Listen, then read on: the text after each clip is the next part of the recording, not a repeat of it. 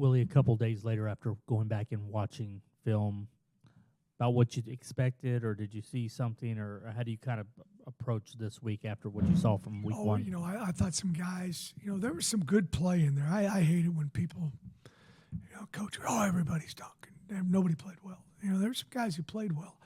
Not a whole lot of guys played well throughout the whole ball game, but there's bits and pieces of some really good play in there, and it kind of showed you playing a first game. You got to be careful a little bit of doing too much contact prior to the first game. You don't want to have a bunch of guys get hurt. You've seen that across the country. It seems like it's almost an epidemic. I was looking at some coach talking. I think he's got 9 starters out for the first week or something like that. So live tackling in game's a lot different than live tackling in practice. And I thought we got better as the game progressed tackling. I thought we tackled much better in the second half. Did a good job of getting off blockers in the second half. They got a good offense, and I thought we played fairly well. Obviously, they didn't put the pedal to the metal in the second half when the score got to where it was. Offensively, we just got to do a better job of covering up people in the run game and the pass game. And that's not just the offensive line. It's also the running backs, at times receivers, tight ends. Quarterbacks got to make timely decisions. So there's a lot of room for improvement there. And then we just had, we had 4 penalties in special teams. That's 4 penalties too many. They had a hold. They called on a punt return, and you got to play clean. And it was one of those judgment calls, and you got to play clean as heck so the judgment doesn't fall in the officials' hands. And, that was really a 60-yard penalty, not a 10-yard penalty. From where we ended up to where we had to start was 60 yards away from each other. We had a hold on a kickoff return. That was unnecessary. Went at the point of attack. Sometimes you get a hold, and that's what made the play. And otherwise you wouldn't have had a play. But these were holes that had no bearing on the play. Those are the ones that upset you. So we got to do a much better job of playing cleaner than what we did on Saturday. Coach, what was your message to your team this morning in meetings? I was number one. I told them we got to be coachable. When we finished with the meeting this morning, we put an end to the game that we just got done playing. I talked about the other day. It's really more than 24 hours, but we got 24-hour pow, 24-hour gloat rule, and you move on to the next thing. And I said, when we get out there at practice, you guys are going to be able to tell the difference with me from last week Monday to this week Monday, and they've got to do the same thing. This is a long season. I think one of the reasons why I've had some success is I've compartmentalized each week into its own season and really just focused on that week and then start over again the next week. And that's what I got to teach these guys to do. And there's a lot of things that were, that we went over in great detail that we didn't execute, sideline organization, where to be at on the sideline. Hey, if you're not playing, have some juice on the sideline. Help us out. Be a good teammate. And sometimes you get some of these freshmen who have always played and they've never not played before, and they have a tough time, understanding their new role. So we'll get better from this learning experience.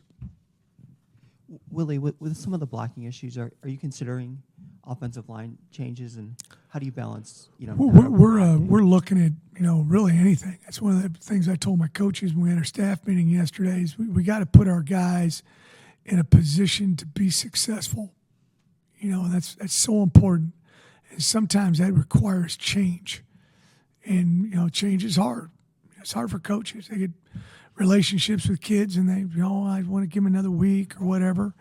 We just want to be fair and want to play the guys that are number one are playing well, but also just don't make mistakes. I'm not just talking about penalties. I'm talking about it's supposed to go right, go left. We had a couple of those issues too. Primarily the guys who played in the offensive line are going to be playing throughout the season. We may move some guys to different spots, but we'll keep experimenting with rotations until we find the right one. You went into last week wanting to play more than one quarterback. Is that still the plan for this week? And do you have any update on Chris? I think Zion's going to be fine. He was much better today than he was yesterday, so I think he's going to be okay. We had that plan, and everybody, shoot, if you're the third team guy, you're 2 plays away from being out there on the field. So everybody, we try to prepare at least 3 guys at the quarterback position because it's just a hard. You can put a right tackle, a left guard, but you can't put a left guard, a quarterback. So you got to make sure you have 3 guys that are ready to go, and that's why you bring at least 4 when you go on a road trip, just in case something happens. It's happened to me a few times, and you got to make sure you're prepared and ready. Willie, specifically on Donovan, when you have a week 1 game and it doesn't go the way that you want, do you have to sort of be careful as a staff not to put too much into what you saw there because of the different circumstances, whether it's pass protection or something, or did you get a feel for where he's at or what you need to improve on? No, you just said it. I mean, it's I've had the other 10 players be really good players, and the quarterback was probably average, and everybody thought he was great because those other 10, I've had great quarterbacks, and the other 10 weren't quite measuring up, and people thought maybe he wasn't a great quarterback. So, everybody's got to, do their 1/11th, and, we need to play better quarterback. We need to play better offensive line, running back, tight end, wide receiver. That's one of the things I challenge our guys with. Look and see what, how you played and learn from, if I'm backing you up, I want to see what you did wrong so I don't repeat that mistake, and that's, that's a real message, and hopefully my coaches did a good job of conveying it. I did to the team. We watched some tape this morning on mistakes, and, it's something you got to do so you don't repeat them. Did you have any issues with the in-helmet communications? How did that go? Okay. We've got to, there were some times where, it might not have been as loud as we wanted. And, so we got to get better with that. It was a game 1 experience for all of us. It was like an away game for me. I'd never coached a home game here before, going from this spot to another spot and every place where we were. And we worked on all those things last week, locker room, where we were in the locker room, what we're going to do pregame, how we warmed up, halftime, postgame, all those different things. But doing it in the game, obviously, is a lot different. Headphones, there's some things we got to work through on that too. Not just sideline to field communication, but just headphones with everybody. We had some issues, and we got to, it's a new system for all of us. And then also the tablets. We had some difficulties with that, and I think UNLV did as well. So, it's all new to everybody across the country, and we just got to work on it, get it figured out, and be better week 2 than we were week 1, and using all this technology. Well, some players talked about before that you mentioned you were going to switch up the captains maybe the first 6 weeks of the season. Is that to give, more players a sense of leadership? Yeah, I really think it's important. If a guy has done a nice job, he's a senior, I love for him to be a captain at least one time, and he can put it on his resume. When I'm hiring coaches, I look at that as well. When I see the guy who's a captain of his team, that means he's got some leadership abilities. And I like to do that with the players. And, but we will have, we will vote for season captains at some point in time. But I also we got so many new guys. I want everybody to kind of see how everybody is in the locker room when I'm not standing next to a guy or, on the road trip or whatever the case may be, and really vote for a captain based on, some knowledge of how the guy acts rather than, he's the best player. I've seen that happen before too. Sometimes guys vote for the best player, and that's the last guy that should be the captain in some cases. Willie, on tight ends, how do you, in your offense at least, I don't know if it's same from Tulane, but how you'd like to use the tight ends in your offense? Can you kind of? Well, we're a pro-style offense, and if you're a running back and all you can do is run the ball, you're going to have trouble playing a lot for us because you got to pass protect and you got to be able to run routes. And same thing with the tight ends. They got to be able to pass protect. They got to be able to run block in the core. They got to be able to block out on the perimeter. They got to be able to run routes, catch the ball, everything. They got to think on the fly. We put them all over the place. They're at the number one position, what people would consider a slot, the number two position. They're in the backfield as kind of a fullback type position. They're hand in the ground, next to the tackle. So there's a lot of stuff they got to be able to do. And if they can do it, one guy gets to play all the snaps. If they can't, we got to substitute and put other dudes in there. You had Jayden and Malik coming out of camp, and then Burns was a little hurt. But Cedric Melton, he's a big guy. He's a good blocker. He's got good movement. He's 6'6", 285, 290, and we'll use him at that position as well. And he even does a good job of running routes. He played tight end in high school, so we moved him over there a couple weeks ago.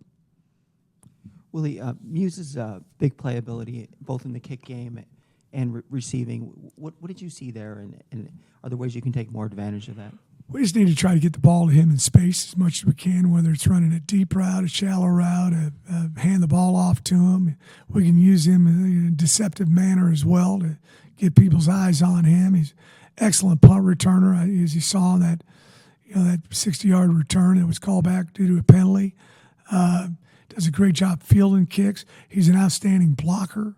He's just a really good overall football player. He's really done a nice job. I was impressed with his energy and juice and competitiveness on Saturday. He did a very good job. what stands out about Oklahoma? Have you had a chance to kind of? Yeah, I watched their first game against Temple. They were +6, I believe, maybe even +7. What was it? Does anybody know? I thought it was +6, but someone told me it was really +7. So you're going to win a lot of games. What was the final score? 52-3. Is that what it was? You're going to win games 52-3 when you're +6.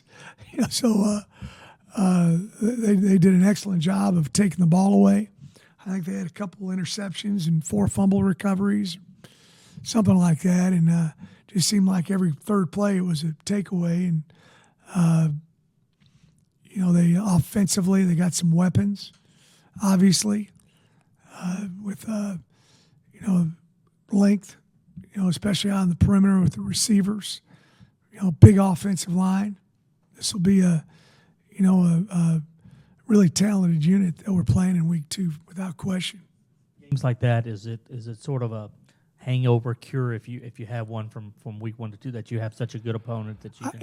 I don't know. Maybe some of the kids will look at it that way. That's not how. It's this separate game. We want to play the very best we can. We need to improve. We need to play a heck of a lot better than we played in week 1. In order to go up there and win. No question about it. We got to play a lot better. So, we're looking at things to, possibly do a little bit different. We need to, but we just need to play hard all 4 quarters and make sure we're doing what our guys are capable of doing. Willie, what did you see from Jamal Morris this first game, and what can he mean to this group? Well, he's another guy. He's got very good leadership qualities. He takes the game serious. He enjoys it. He's a student of the game. Good size, good movement. I think he's only going to get better. He really enjoys practicing and meeting. A student of the game, he really is. So he'll get better and better. Everybody good? Thank y'all.